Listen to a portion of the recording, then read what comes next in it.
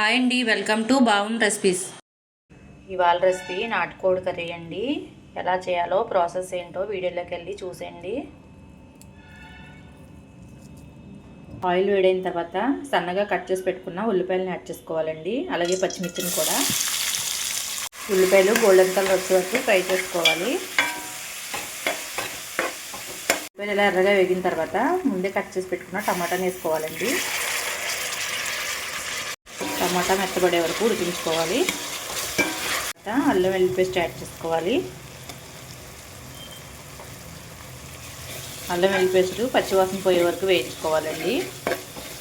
అల్లం వెల్లుల్లి పేస్ట్ వేగిన తర్వాత ముందే ఉప్పు పసుపు వేసుకుని ఉడికించుకున్న చికెన్ కూడా యాడ్ చేసుకోవాలి.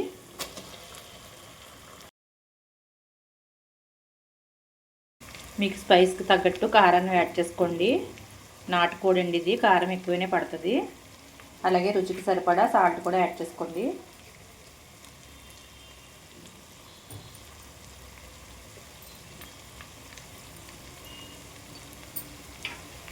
అలాగే గరం మసాలా కూడా యాడ్ చేసుకోవాలి.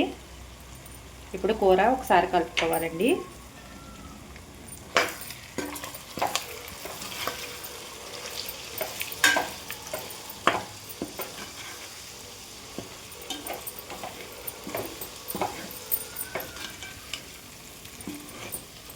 ఉప్పు కారం మసాలా ముక్కకు పట్టే వరకు ఒక 5 నిమిషాలు ఉడికించుకోవాలండి మూత పెట్టుకొని.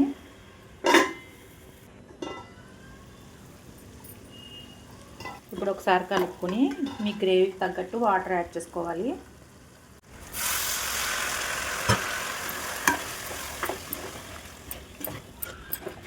గ్రేవీ దగ్గర పడే వరకు ఉడికించుకోవాలండి.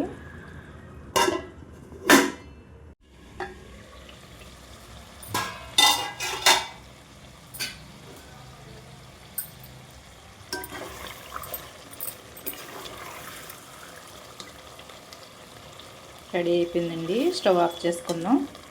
రెడీ అయిపోయిందండి నాటుకోడి కర్రీ. మీరు కూడా ఇలా ఒకసారి ట్రై చేయండి. చాలా అంటే చాలా బాగుంటుంది.